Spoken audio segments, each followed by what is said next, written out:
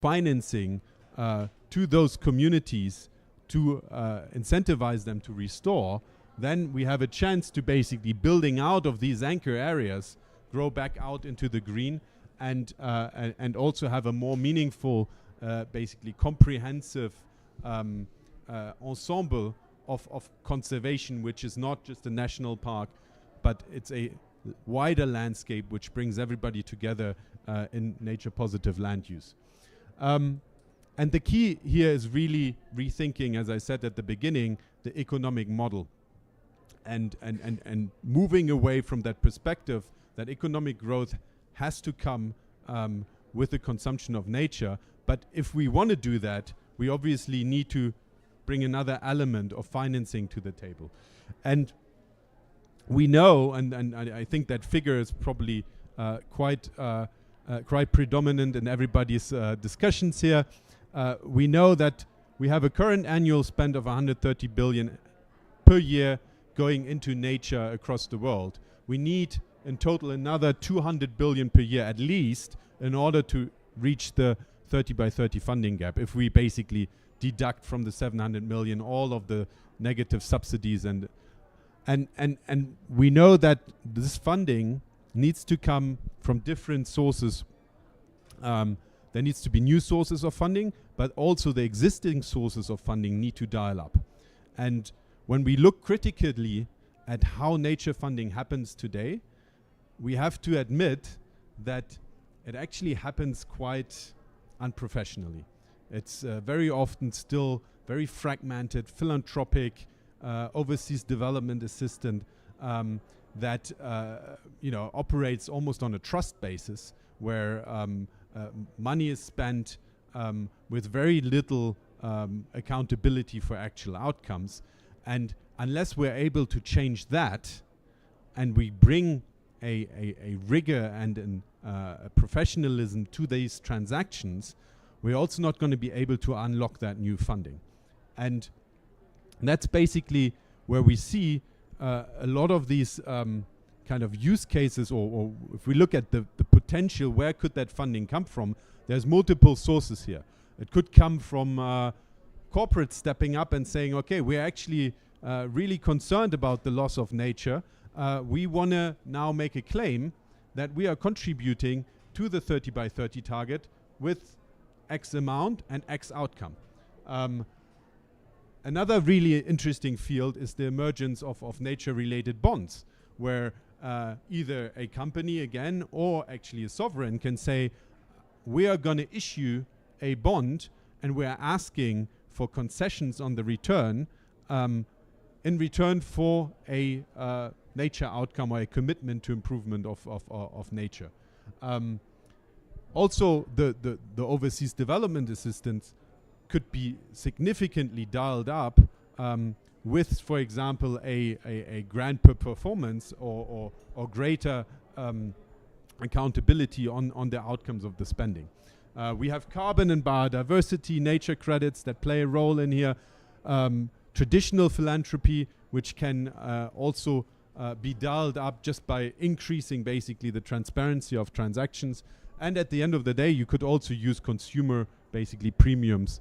But all of these things will only happen and fulfill their full potential if we are going to be able to dial up the way and the accountability, the transparency of transactions on nature. And that's where we see the opportunity as African parks. We have this large portfolio of protected areas. We actually believe that in order to do that across the board, we can create a simple currency for nature. And the key element here is to actually test it and to try to run a number of transactions and start flipping around our traditional way of being financed towards an outcomes-based financing mechanism. And the idea is to start doing that in our protected areas because it's easy. We have all of these places. We have them at scale, so we can do transactions at scale. We can test the model at scale. But also moving very quickly into different forms of land use. So into the community conservancies that often are operating outside and the surroundings in the larger landscape, moving into community restoration programs and linking all of that, so that we are creating this scalable and cost-effective way of tracking nature outcomes, but also running transactions around them. And so this is where we came up with the verifiable nature unit, and really the idea is to say we building on 20 years of conservation experiences, where we're flipping around what we do internally in terms of how we measure, how we hold ourselves for success, into a new model where we make that externally verifiable and really basically more systematic across our portfolio. And what it comes down to is ultimately a unit, which is 1 square kilometer of nature that is transitioned in either it's intact or an improved form from 1 year to the next. And we measure that by 2 key indicators. And that is, again, as I was saying, is very much based on our own experiences of how we are tracking whether we're successful across a large portfolio of protected areas. And we're looking at mainly 3 outcomes here, but 2 are really relevant, is habitat intactness. That is something that we can test and measure remotely. Technology helps us for that. And indicator species, which is a proxy for biodiversity, and where we're basically saying we're using the technology that is out there today, but very much being cognizant that over time that technology will obviously evolve. Some technology will get more cost effective, and we will integrate it as that comes along. Now, you will see that this is very different from some of the approaches around carbon credits, where you would have to basically show additionality and prove additionality, or you would have to basically demonstrate longevity of your project. That is made on purpose because we believe that most of these criteria actually represent the biggest barrier for entry to these markets across geographies, especially in Africa and especially for smaller communities. And that actually you don't need them because land choices are made almost on an annual basis. Obviously not if you gazette a national park, but if you are a farmer, you are making land choices every single year, whether what you farm, whether you deforest or not. So a transaction that is on an outcomes basis every single year feels significantly more authentic actually and feasible than doing longer term kind of perspectives.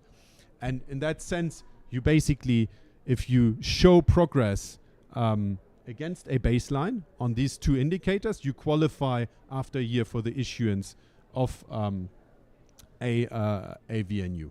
All the rest, we had analogies between wine and cheese. So here you have the basic ingredients, and all the rest is, which region, whether there's some mold in it, what kind of is it white or red? Those are the 2 things, and that will ultimately potentially also define the price. At this point, you obviously need to prove some kind of financial cost. So you want to recoup basically the management cost or the lost opportunity cost. In our initial case, it's pretty easy because we just show our audited financial statements, which basically demonstrate the cost. And we'll have to evolve that a little bit more when we go into smaller land areas. We have, obviously, as an NGO, not the capacity to do all of that ourselves. So we found a strategic partner, which is called the Land Banking Group, and whose founder, Martin, sits right here and will probably help me at some point to discuss some of the slides. But basically, the idea is they are a fintech company, a nature fintech company, really specializing in that technology to to measure, to do remote sensing, and also do then the basically the machine learning to increase cost effectiveness of the measurements. And maybe we go a little bit into the use cases, and so we've done a proof of concept of this in early 2024, where we basically issued the first VNU for a park that we manage in Malawi called Majethi Wildlife Reserve. And ultimately, the combination of habitat intactness, so you have basically a square kilometer of that park in little polygons, where you then remote sensely basically look at that intactness, plus the indicator species, then together provide in a aggregated way then the outcome for the verifiable nature unit, and where you can see whether you are keeping the place intact and biodiverse compared to the baseline, or whether you are actually losing something. And in the case that you would basically have a decline, then the result would be you will not be able to issue a VNU for that area. So just to give you a quick idea of how powerful this Earth observation and the use of remote sensing is, we used Majethi Wildlife Reserve because this is our first park that we started to manage in 2003.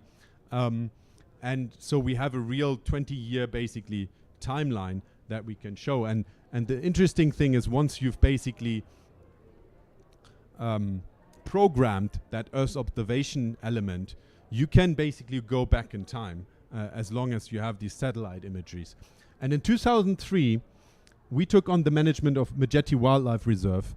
And you can see the orange piece here is agriculture, red is tree loss, and black is basically the built environment. At that time, you still had a fantastic little corridor here between Majethi and Lengwe National Park, which is a state-managed national park with a stronger, actually on paper, protection status than the wildlife reserve here. Now, fast forward 20 years, you see basically, which is coupled, obviously, I mentioned the population growth in Malawi. It's exactly the time when Malawi grew from 10 million people to 20 million people. And you see basically how agriculture has obviously taken on across the park, but also where you see basically mainly firewood consumption within Lengwe National Park, degradation, while Majethi Wildlife Reserve remains basically intact and preserved as natural capital. And so, and you can obviously time that on an annual basis where you can really see the change, and that's quite powerful and quite reliable, because once you basically look at the programming of these different ways of looking at the satellite imagery and doing the necessary ground truthing to improve the reading, you can also verify that quite easily. And so ultimately you map the various drivers of that land degradation, which could be obviously, as I said, agriculture, it could be built environment, and there's an entire methodology that goes behind that, which at this point we're basically testing at scale across different landscapes as well, but where it has already proven quite successful in Majethi for the first run. Then to the indicator species. This is now probably the topic that is going to be significantly discussed. How do you measure biodiversity? Nobody agrees on it. Quite frankly, what we're trying to do is to be as pragmatic as possible while being also as rigorous as necessary. So stretching basically scientific rigor, but also making sure that it's scalable. And here we're looking at basically trying to assess indicator species along ecoregions across the trophic levels, really from the large, basically carnivore and herbivores, all the way to the small endemic species and ecosystem engineers. And we've just basically done a pilot of this in a national park in Congo, Ozala Kwaku, where we basically distributed a number of camera traps and audio sensors across basically the park, And you can see then how basically with the help of machine learning also these pictures can then analyze and identify obviously the different species. And that is a practice that we already been doing for many, many years. But what is now interesting and what Martin's team does is to basically teach the machine to read thousands of these images that are basically being collected throughout the year, and being very efficient in then identifying those different species and aggregating that into an indicator. You can obviously also see a little bit more on the video front how that works in live, and the beautiful nature of Odzala. And again, here we're looking at a methodology which we've put a foot forward, and we're going to test it now, whether that works. You obviously always have to extrapolate a little bit, so you have observations which are valid for a certain area for a certain size. So if you have one observation, you, depending on the different species, you apply a certain area to which it's then going to be valid, and you give it a buffer for a time during which it counts, so that over basically a small area like here in Majetti, you will have basically applications of multiple species across this area. In a place like Odzala, you will have this significantly more pixeled because it's a larger space, and with less observations. Martin, do you want to maybe say something to this? Is there anything I didn't sufficiently capture here? Perhaps there's one addition I can make. I mean, many of you, and this is a group that is clearly as literate as any group can be, sort of you know that there's a very vibrant scientific conversation of how to measure biodiversity outcomes well. I think there's one aspect that is very important to us here. There's currently a couple of standards being tried, developed, and verified, where there's two things that we considered very early on that we tried to avoid. The one is to create to create an MRV design that is more costly than any economic benefit that you're ever delivering to these communities. And so, first of all, we have to think scalability. And the good thing is this is happening at a moment where the convergence of novel in situ technologies, where high-resolution Earth observation, and where machine learning is allowing us to do a quantum leap in terms of affordability and scalability. So that's number one. And number two, many of those standards that are currently being discussed and developed and who all hold a lot of scientific merit are developed in such a way that they don't consider the fiduciary obligations of those who end up making the payments that we need to keep these ecosystems safe. And they are asking questions which are not just around science. They're asking questions which are also around the institutional quality of that reporting. They ask questions like, is this a process that is auditable? They are asking questions like, is it guaranteed that this monitoring will go on? They ask questions, is the data that actually flows into it verified in the first place? Because only then, with their fiduciary duties, and we don't want to go to the just to the community of those who already trusts us. We want to open that next generation of marginal investors who are currently not putting their money, and particularly institutional grade money, into nature. For those, we want to create the safeguards that allows them to look at that as, and the most important element is we want to offer that not just as a proof of outcome or as a proof of payment. We are giving them a legal right. And that's special, which which then later on opens that whole new option space that Helge talked about a moment ago.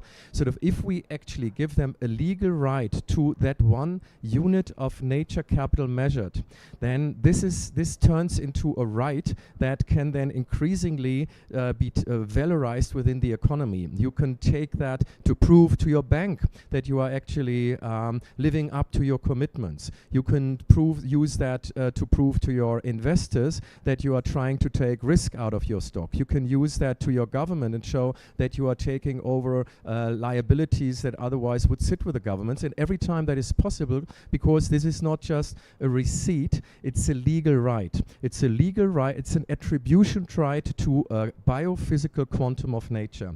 And that's more than a technicality, that's something that matters a lot to us on a slightly more philosophical level, because that's the moment when it turns from a cost to an asset, to an investment into future benefit. And we think that is the deep shift that we need in our relationship with nature. It's not something that we should make good for, given all the harm that we have done elsewhere, which is called compensation, which is a good thing and which has its place. But nature increasingly on a full world is critical infrastructure that deserves investment, maintenance investment, expansion investments. And the whole approach that we are presenting here is more consistent with that approach. And so it's not just just another twist on how to make measurement even cooler, or we think it's a fundamental shift towards outcome-based nature conservation that turns into into nature as an asset class. Of course, it's clear that currently, unfortunately, we still live in a world where the incentives to hold these assets are weak. Within the value chain, they are much stronger, and that is good because that already starts to mobilize money and willingness to pay. But in the future, of course, we as society will have to decide, we'll have to create incentives that holding this one pixel actually, and having bought it and holding this attribution right, is worth something, that it increases the value of your company, of your portfolio, of your aggregate central bank holdings.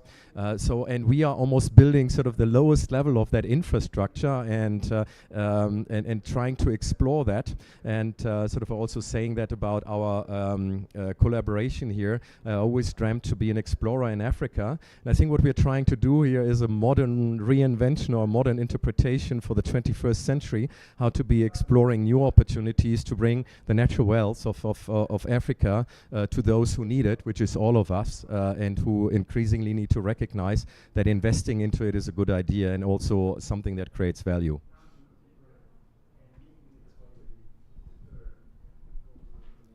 Thank you.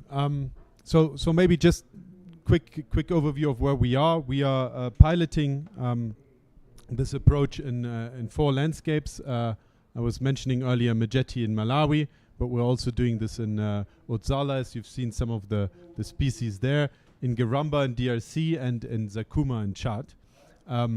In total, we're looking basically at 1.3 million hectares, and a significant, basically, those are landscapes of significant biodiversity importance, but also in terms of ecosystem services for the populations that live around them. What's also quite interesting is, and that's how we selected these pilot areas, they are all anchored in larger landscapes with shared spaces that have some form of protection status, and where over the next years we're going to see either an effective engagement of the communities that are living in these shared spaces around it, and an ability of us to basically take them onto the conservation journey and make them actors of conservation, or we're going to lose these spaces to other forms of land use if we're not able to actually make the case for it. And hence that makes it particularly interesting, because we can then build out of these initial pilots into the larger landscape and immediately go into different forms of land use that are not just national parks, but also the more shared spaces. Again, what is our ambition? We see a larger kind of, obviously, ecosystem here, and there's a lot of very, very important discussions around how do we report, for example, on nature. So the work of TNFD or the sustainability basically directives that are happening at the European Union level, or GRI, or any form of kind of sustainability reporting that is currently thinking how do we integrate this into both the sovereign national accounting, but also the private sector accounting. How do we potentially use voluntary markets to invest into nature? All of that is happening.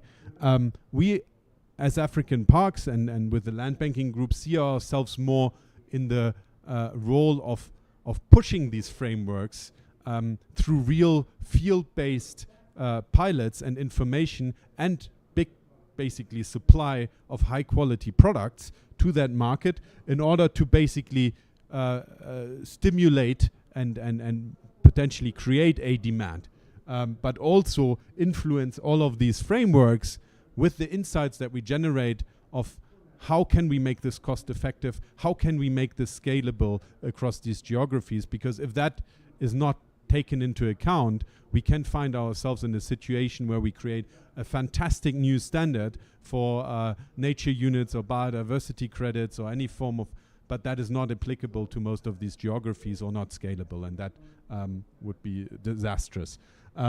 We very much count on basically handing this methodology over to anybody who wants to basically apply it as well. The more the merrier. We obviously want to run like one round of pilot to make sure we're not handing over a methodology which has some serious issues, so we're going to run it and test it this one round, but then we're already speaking to a number of other conservation organizations and would encourage anybody who would be interested in basically applying the methodology to the areas that they are working in to basically scale that up. And the ambition is to move very quickly from 4 pilots to 20 pilots. And obviously, we will also use our own portfolio in order to scale to a size that then becomes relevant and important to basically push that market development. Lastly, what are we looking at? These are not small transactions. So the total of basically recovery of management cost across those 4 protected areas is 18 million in 2024 and 17 million in 2025. We believe by doing those transactions that will really seriously create a bit of a wave because it would be the first nature outcomes-based nature transaction of that kind of size, and we hope that we can basically scale that even further across our portfolio and then create a bit of a new trend on that. Thank you very much. I'd really love to have your thoughts and questions and get a bit into a discussion. So I think I'm happy to share my mic and any questions, any thoughts, any? Thank you. Thank you. That was a fascinating. I've been admiring the work that you're doing for a long time, but the question I have is around the kind of financial realization of the value. And a couple of things strike me. The first is, Martin, when you talk about the right, holding a right to this nature quantum, what does that mean for those who manage and produce this value on the ground? If you are buying these units and then you are owning a right to that nature quantum, I'm concerned that then, from what it sounds like, those units could then be traded ad infinitum in a nature market, but would any of that value then return to those who are managing the land, particularly, say, outside protected areas where we're talking about OECMs in the future? And secondly, in terms of, I got the impression you were talking about the units being released every year on an annual basis. What does that mean for the original holder of the right to that polygon? Are they getting more units themselves, or you're releasing more units to the market for the same polygons but to new buyers? Because then that seems like you've got multiple rights to individual polygons. So if you could explain a little bit more about that, I'd be grateful. I'm happy to go for the second one, and I hand over to Martin for the first one, if that's okay. So the way we see it is actually nature needs to be managed, and there is a cost to that management and work, or it comes at an opportunity cost, as a matter of fact.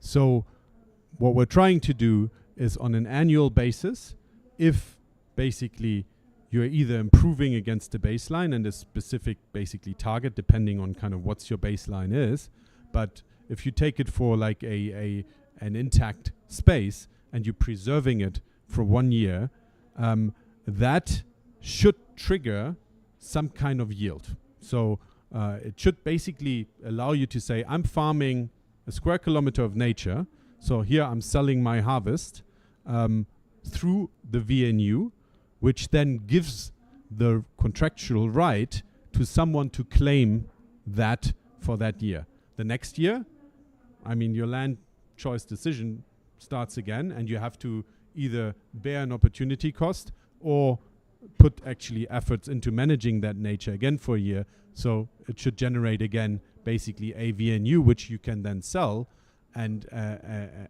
generate that income. So it's an ongoing element. What we're expecting, obviously, is that, or what we like to see, is that in a certain way, people will commit to certain landscapes over time, so that you basically don't have a change in purchaser every single year, but you could theoretically have that. Every time you basically achieve that. Yeah, it could be, if you really want to break it down. I think what we're looking at more is actually people, like the interest that we're getting is from people who are actually interested in specific landscapes and say, okay, this is a fantastic way for me to do that, and to engage into that landscape. But you could break it up if you wanted to. Yeah. Yes, one sentence on that one. The fact that they're currently sold off the ramp doesn't mean that one always wants to do that. This is, of course, we're starting to get in this, as Helge explained.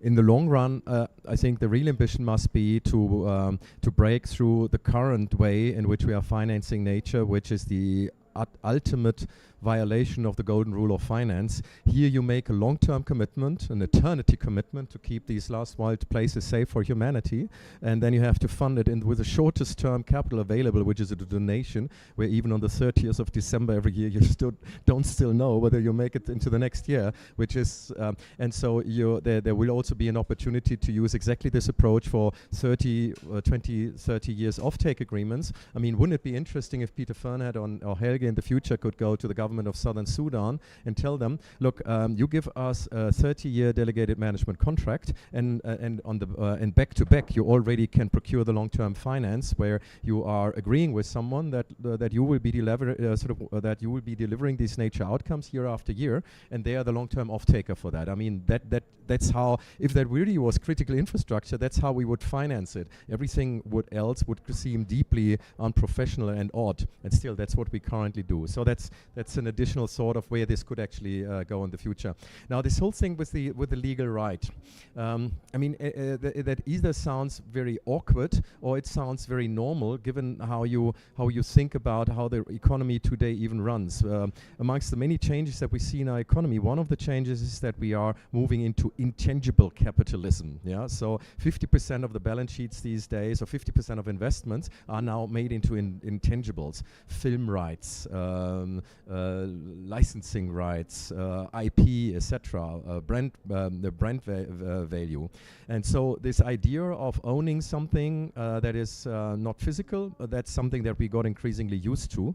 And currently the only asset class that is offered to us in the nature space is to buy the land and snatch it away in front of the nose of local communities. And there's just not enough capital and not political acceptance to do that. We shouldn't, there are places to buy land, don't get me wrong, but this is a problem that you don't solve solved by buying the land. So, so the question that we ask ourselves: how can you still turn the look at the money that we put into that as something that for you as the funder feels like an asset? And what you're holding, really technically speaking, is you are holding the attribution right to, as I said before, to 1 unit of nature capital measured. And that is a value to you, that can be an asset to you if 3 things apply. The first thing that a chartered accountant would ask you, is this really an asset? He or she will ask, is this identifiable? So is every one of these payments that you made linked to a biophysical quantum of nature? Can you always link it back? By the way, something we don't do in the carbon markets. But here you always know, is the tree still there? Is the jaguar, or in this case the leopard, still there? And so that you can impair it. You can't have an asset that is not impairable. So the second question they ask, and that's more to your question, is it controllable? And then you say, yes, it belongs to me. It's a legal right, a legal attribution right that belongs to me and to no one else. And I talk about secondary markets in a second. And the third question she will ask, is this of economic value? And very often it already is, particularly when it touches your value chain. In this case, it's a slightly weaker case, but if all of a sudden the government, like that of Singapore, tells you, if you do these kinds of investments, then you get a tax credit for it, then all of a sudden it's a source of future value, and that's how this whole asset story would start. Now, can the value also come from your ability to sell it? Currently, that's not what happening yet, but because there's already a huge progress in just allowing an equitable and fair and transparent bilateral relationship between a provider and a funder of nature capital. But however, you could of course put this onto secondary markets. For that, we have to introduce safeguards that are that with this new generation of financial technology is possible. Because every contract has an identity. It sits immutably on a ledger. You can trust it. It's there, and you can always bind it back to the originator. And then you can easily write a smart contract into that says that there must not be a single transaction where you don't get 30% of the value uplift. And so that pushes the originator from the fringe of the economy, where they sit today, if at all, into the center of the economy, because they have legal rights that are immutably and permanently linked to that asset. And that is something that we can easily just agree to do. And have we done this yet? Is that also true? No. But I think it's a possibility to also correct some of the criticisms that we had around carbon markets, where 80% of the value creation is not with the originators, but that could. So I think, but a lot of the benefits, and that's perhaps the last word. A lot of the benefits already occur simply by the ability to create an equitable bilateral contractual relationship, even ahead of any secondary transactability. Does it make sense? Yeah. Just 3 small questions. I was wondering, who owns the land in the projects that you conduct? How much is one VNU, if like individuals would buy it, and who's your principal segment of clients, or who's the people that's already purchasing this unit, or who do you expect those to be? Sorry, I'm jet lagged. The first one was who owns the land, right? That really depends, right? In our case, in the parks that we manage, the land is owned by the government, or in some cases by the communities. And we are just basically the manager of, we are like an asset manager. We just execute on their behalf. One of the things that we've done on purpose, or that we will need to work around, is obviously in a context like Africa, you have a huge challenge around land rights, right, and land tenure. So there has to be something. If you're a farmer and you sell a VNU, then that's for 1 year, and you have kind of a use right for it. So again, this is where we're trying to circumvene a little bit what will be more challenging in other kind of like the carbon market, for example, where you really have to showcase your land ownership, which makes it a bit harder to actually claim some of access actually this market. The second question was, how much is a VNU? It all depends on the cost. In our case of Majetti, a VNU costs $2,170, which is basically the cost of management of 711 square kilometers of nature, which is the size of that park, basically broken down. It all will vary. So in a case like Uppsala, which is a much more costlier park, or Garamba, the unit cost will vary. If you then bring it into a different form of land use in a shared space, you will have to integrate opportunity cost into that equation. 2,000. Yeah. Per VNU, yeah. It's $20 per hectare. It's not that. It's really cheap. Yeah.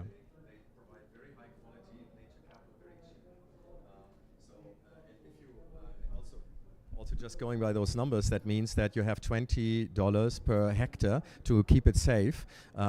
And if you go into restoration models, then typically they are $200, $500 per hectare a year. And still, you would rather go for restoration, even if you never will get it back to that level of integrity as exists in African parks.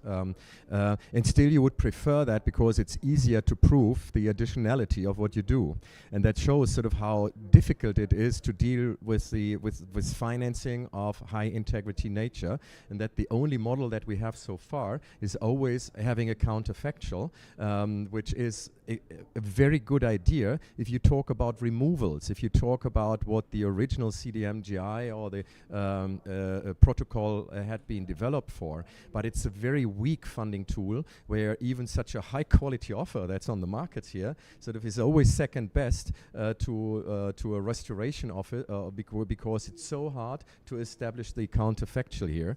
And philosophically, I think we live in a world where we have essentially exhausted our compensation budgets, so the whole compensation question is getting questionable.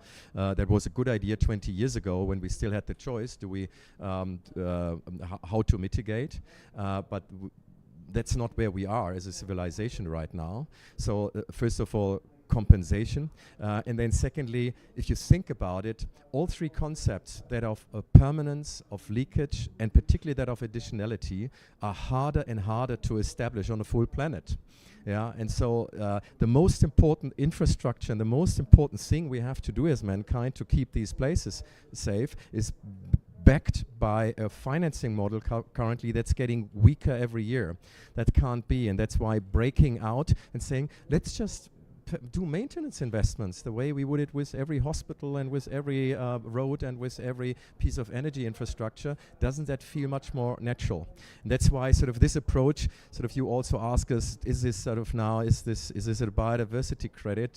So how does it fit into this whole world? Of course it is. It's a payment for biodiversity preserved, but it tries to shake itself, save up some of the constraints that we picked up in the design of the carbon markets, and said, look, really these are two different problems. The one problem is how to create a removal. And let's be super clear how a removal is a trusted currency that is a positive to a negative that you have emitted.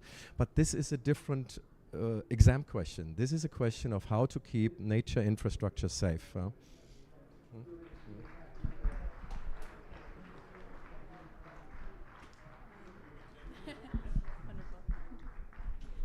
Thank you so much. Okay, perfect. Thank you so much. Really, really interesting concept here. And a couple of questions. So one, first with the idea that this is controllable and that it belongs to you.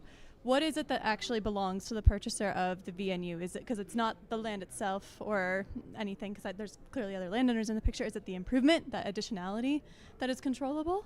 And is the idea that once a company purchases this, it would go on their asset sheet, like from the get-go? And then also, because if my understanding is correct, the improvement has to take place year over year, and then that triggers the creation of the VNU to be sold, right? So for landowners who may not have the necessary resources to make that initial investment for that first year to actually improve? Are there programs in place to kind of get them that initial upfront financing, or how are you working to create that?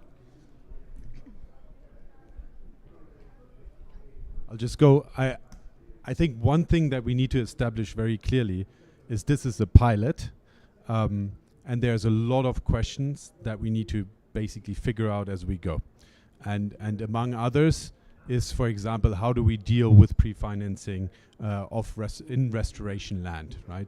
So the way we think about it is much more, actually the crux is going to be to develop those inclusive community development models which include a component of conservation or restoration in a business model parallel to traditional land uses such as agriculture or pastoralism or etc.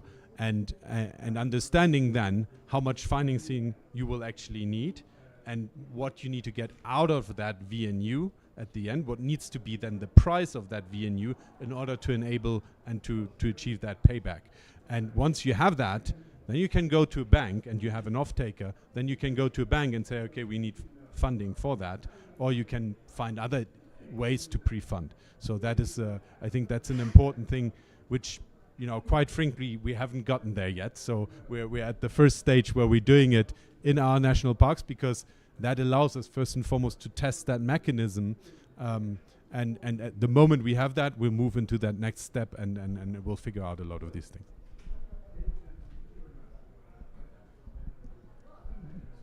Thank you. So first of all, I wish you all success with stewardship. You haven't said the word stewardship, but you're talking about stewardship. And I hope you're succeeding at that, because when I talk to carbon project people, they still look at me like three heads if I don't talk about additionality. And well, we just want to maintain it year to year. And they look at you like you're insane still. So I think you're saying and doing all the right things. And hopefully, as you said, you'll get the traction maybe with the philanthropic folks first and then go from there. Anyway, just a comment, because you said it. You still have a big challenge there, and it still is a big challenge. My question is on the indicators. There's always this challenge of being oversimplified or being way too complex, and testing, taking soil samples and all of this stuff.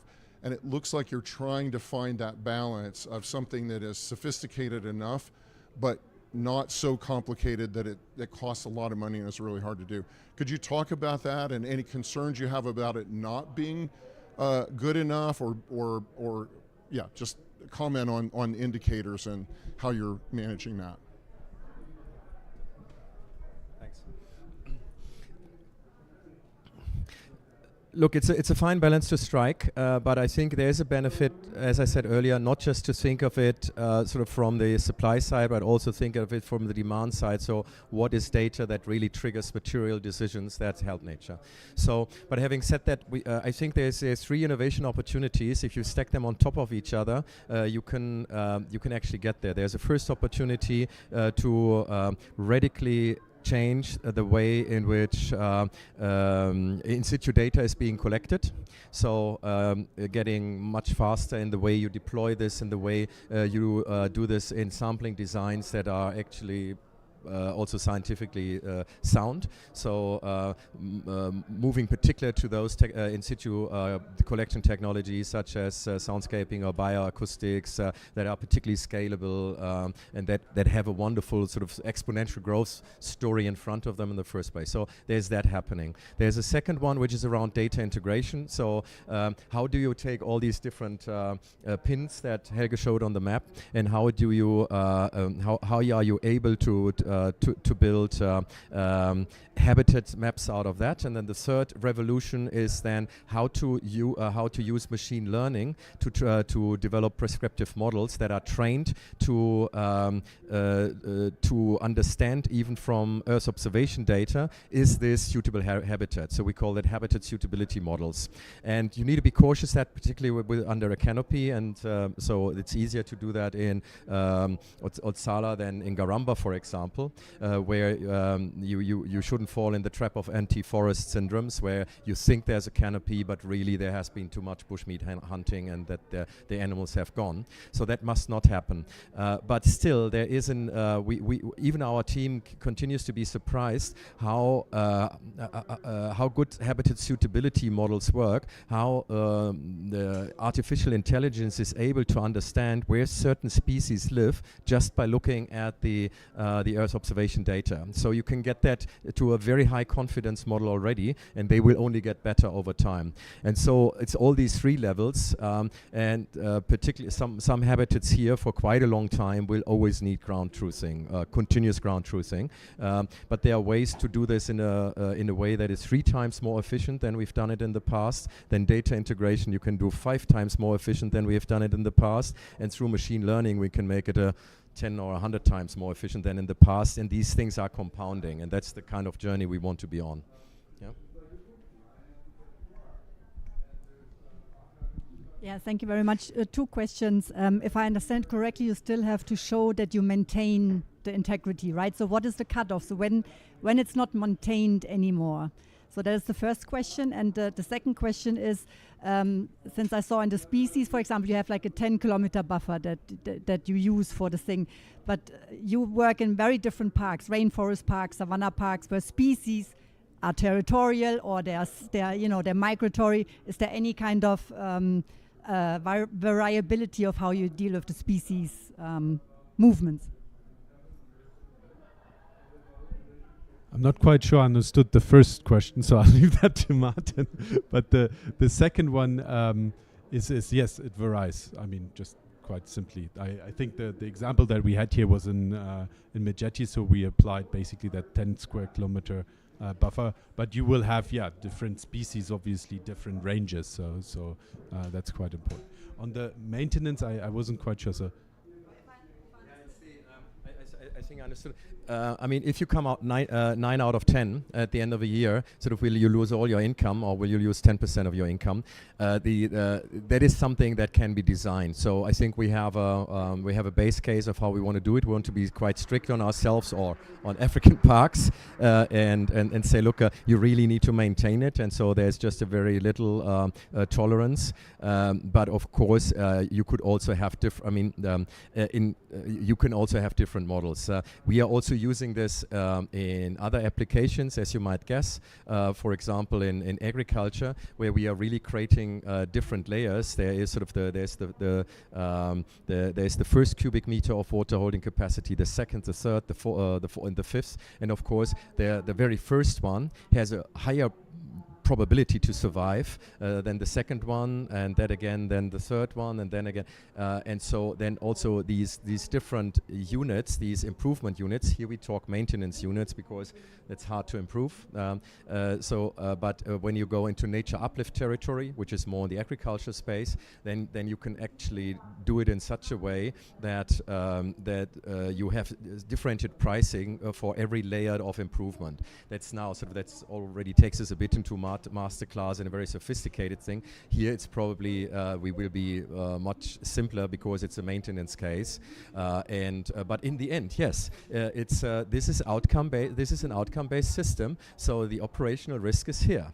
Yeah, and you can't want that, and because it gives you more money and more safeguards and more investors, and at the same time dread the risk. The good thing is, and that's now the long-term vision, once we get these markets into any kind of liquidity, then of course we can bring intermediaries and risk takers into it. Then we can do buffer pools, we can do just volume aggregation. We can, I mean, there's no reason why in 5 years' time insurance are not offering a VNU insurance, as they do for crops and as they do for any other kind of outcomes. And that you can't do in today's project landscape. You can do that if you have a much more standardized origination and transaction approach, and when you have a unit. Yeah. Okay, we are on top of the hour. I wanted to just you ask a little bit about who are the clients, right? Who are we selling this to at this point? So maybe just as a finalization, at this point we have conducted the first transaction with purely outcomes-based philanthropy. So there's a lot of philanthropists that are actually interested in saying, okay, this is a complete shift in accountability in ways of how to fund nature. They see obviously also a little bit the corporate sector not yet stepping up and probably needing that initial kind of critical mass of transactions to have happened. And so we're lucky to have a number of those philanthropists interested. We also see an interest in family-owned companies and especially who are saying, well, we have a net zero strategy. We want to have a nature positive strategy. We want to look into this and see how that fits in. We understand that we're not going to go into offsetting. We want to show a contribution. So those are interesting discussions. The other use cases which are very interesting are more around that basically bond issuances and using the outcomes-based transactions either through a conservation or nature-linked bond where you will have an outcomes payer that is okay with basically paying for the outcome, but then you crowd in investors to exactly take on the risk of non-performance. I've also just was in Washington, D.C. yesterday where I spoke to an African government who is extremely interested in actually saying our next sovereign debt issuance needs to be with that. And we're using that to basically put a nature target and a 30 by 30 target onto our NB subs and using that. So you start seeing multiple use cases, but what's key is, we need to do these first initial transactions to have that proof point. Okay, thank you very much, everybody.